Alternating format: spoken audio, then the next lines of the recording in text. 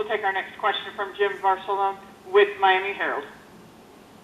Hey, Jim. Hey, guys. Really great show tonight. The camera angles, the production, the set, it was just awesome. It's just a great job that they all do.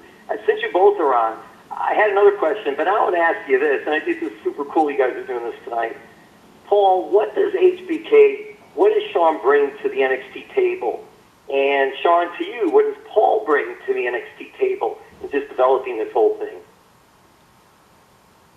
Well, from my standpoint of Shawn, for somebody that I've sat next to for the last 25 plus years of us working together, and me just looking at him from a mental standpoint of the business, the understanding of it, the psychology of it. There's a lot of guys that can do what we do. There's not a lot of guys that understand what we do. And Shawn has that and then some. And if you had said to me a few years ago, who's the guy that I think could be the biggest game changer here if they were to come here and be able to participate with people, it would be Shawn, because of that level of knowledge. And I'm sort of struggling to say it because he's sitting right next to me, and usually I just make fun of him at this point in time. I'm almost ruining my whole... It's going to kill him, folks. Yeah, I'm almost ruining my whole shtick here. But, he really does, and it's just one of those things. When somebody that has that much experience, that much knowledge, that much passion, and then explains it to you in a way that you go like, oh, yeah, right, I get that, and I never saw it that way. And I know because... Look, as a young guy coming in 1995, I was sitting under the learning tree of guys like Shawn Michaels. Absolutely. Every night. Whether I was in the ring with him or not. And I sat under that learning tree. And then, I got to sit under so many of them. And then Vince McMahon after that. So what he brings to the table from an in-ring, from a psychology, from all that stuff, and then, I've worked with him for 25 years. So he and I think so much alike, and once we start riffing together, I don't know. I just seen a lot of people work together. I don't know that there's a better combo. When he and I start gelling, working on things together, and just start riffing off of each other, it goes to a whole nother level. So to me, he's the best asset we could possibly have here. Yeah, well, and for me, I got to be honest, it's sitting with my best friend and doing creative and enjoying that time together like we used to in the car, and getting to do it on a whole other level. And again, and I did it tonight, and I do it darn near every Wednesday. I do it every takeover where I lean over and I say, hey, thanks for letting me continue to call this my job. Getting to do this with you every night, to help be a part of these shows and these unbelievable performances. And honestly, now learning from him from a production standpoint has been one of the greatest learning aspects of my life. I'm learning an entire new genre to the wrestling business that I didn't know before.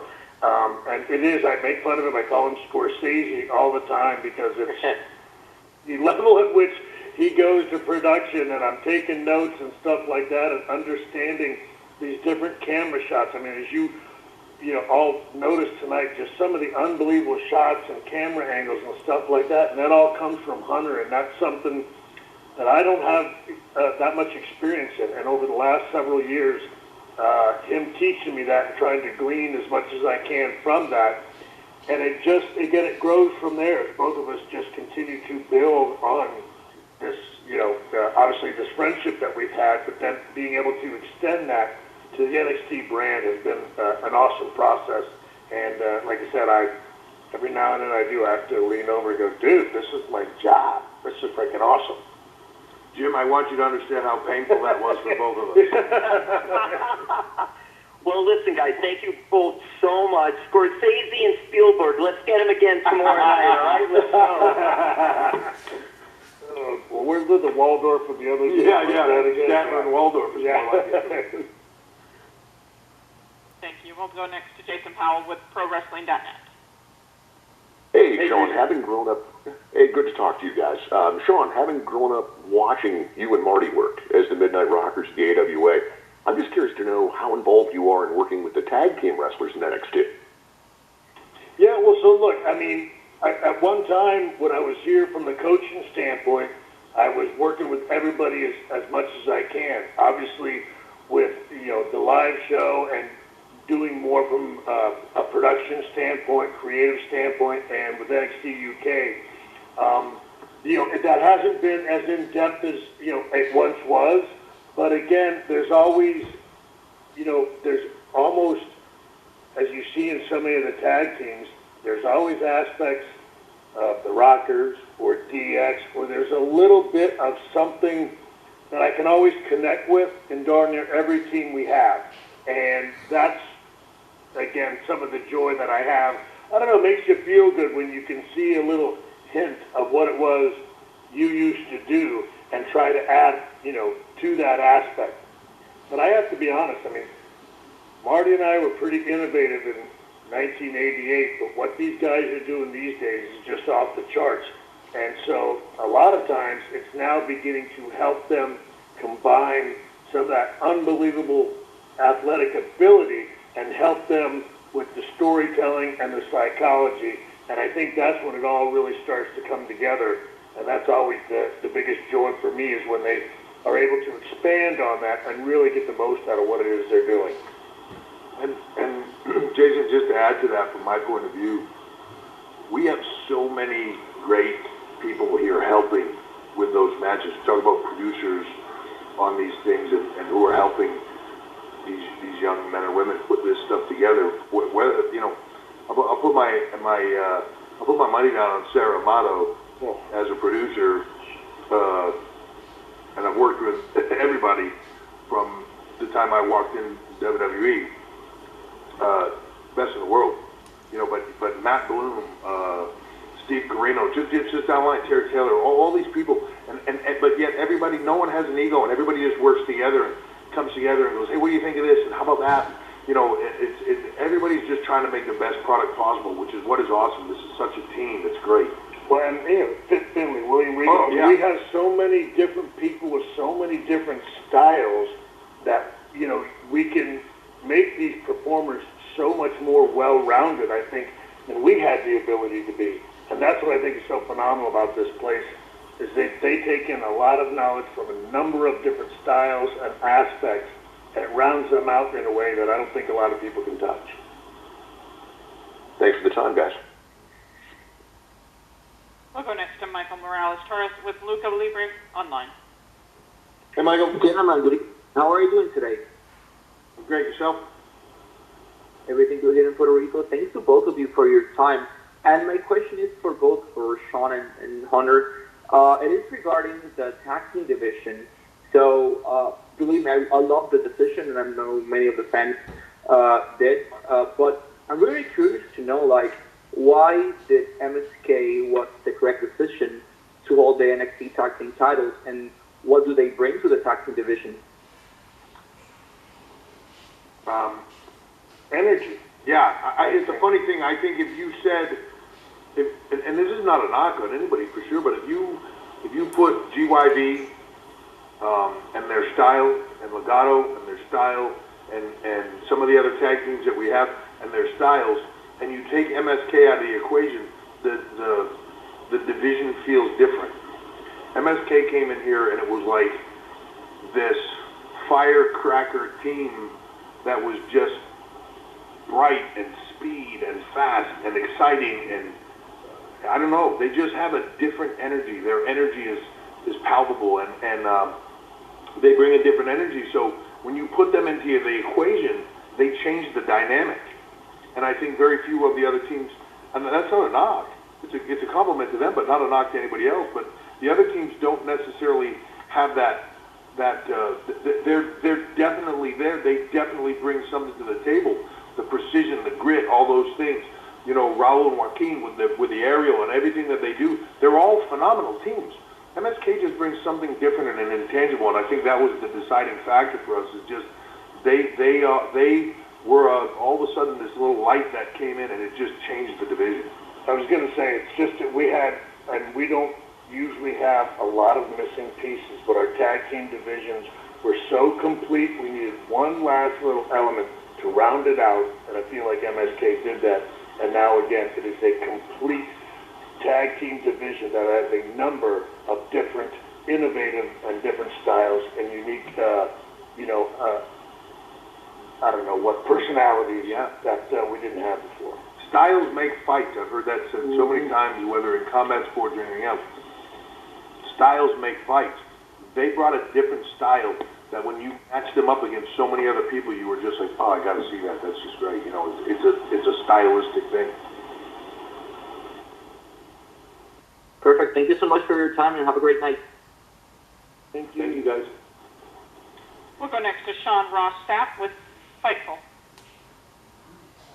Hey guys, thanks for taking the time.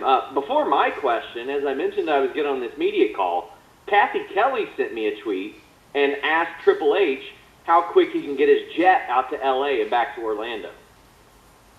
How quick I can get my jet to LA and back to Orlando? Why, is she looking for a ride or something? She said she's asking for a friend. Well, tell her if she has my cell number, if she needs a lift, she just give me a call. Well, in addition to that, there were some rumors about what wasn't said at a talent meeting last week. Can you guys maybe clarify, like what kind of information you gave to the talent? And Shawn, maybe did you add anything to that? I know I had heard from a lot of talent that it was about Peacock and the advanced reach there, and a lot of the moves they were in store for. Yeah, look at it. I mean, if I wanted everybody to know what was in the meeting, I would have put out a memo, and you guys could have just got it from one of your sources firsthand and printed it. It was a conversation with our talent. That was exactly that. It was informational. It was informational to tell them where we're going. Meetings that we have all the time, given COVID restrictions, we had a lot less than we normally would. As far as the content of the meeting that was reported by a lot of people and elsewhere, completely inaccurate. Never said, never brought up, nobody else was ever brought up, wasn't about other people, wasn't about other brands or companies or anything else.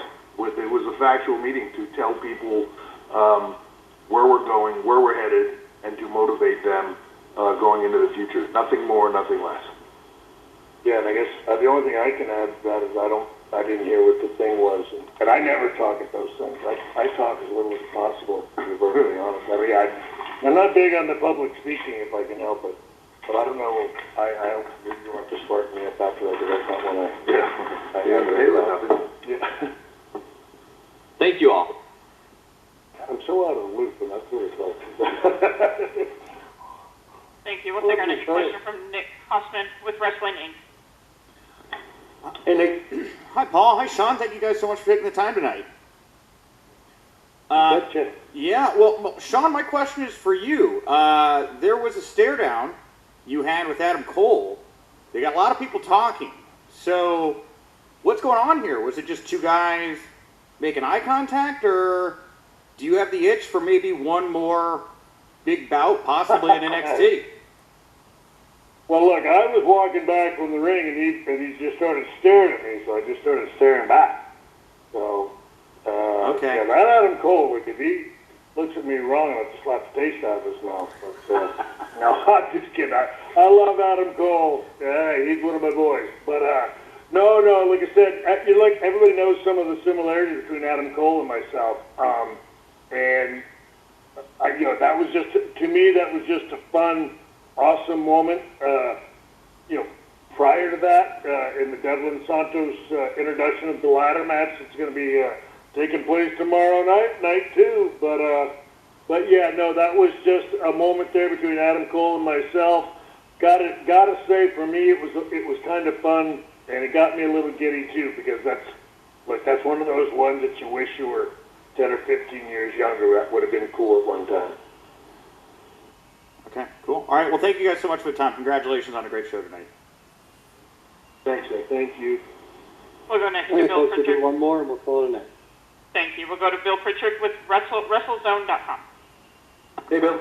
Hey, Shawn and Paul. How you doing? Thanks for taking the time for the call tonight.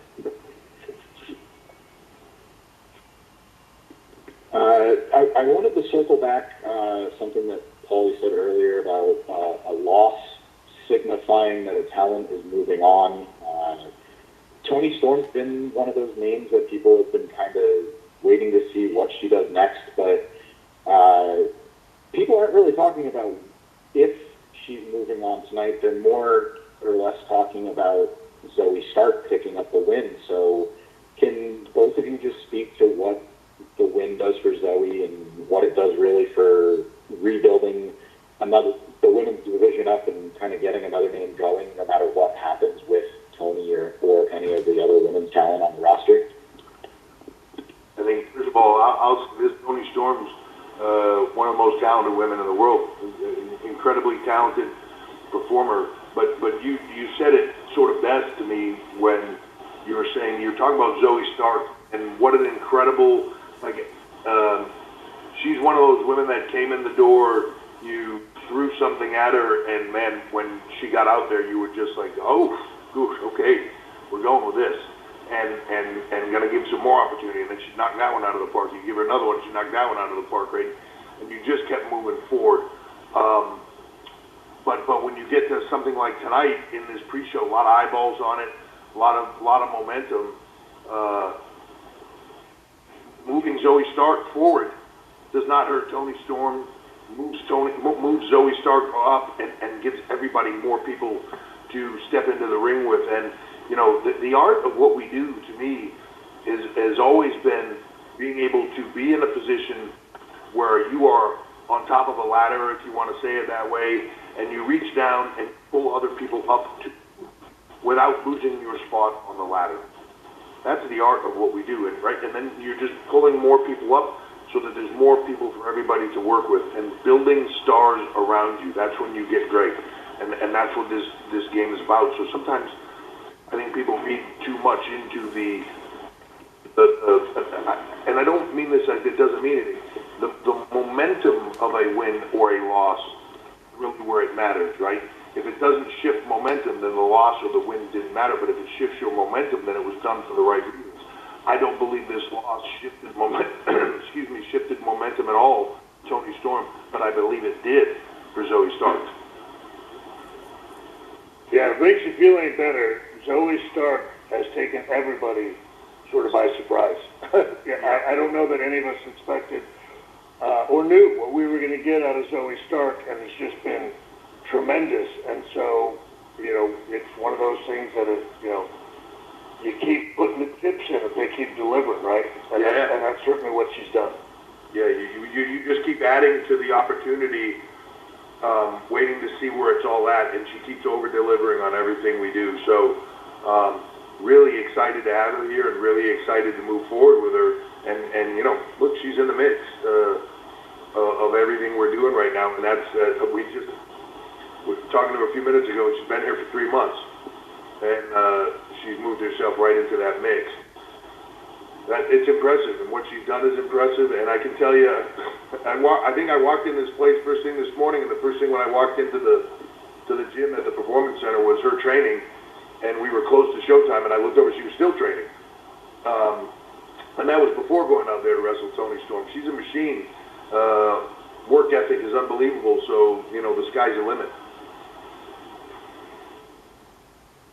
Thank you both very much for your time tonight.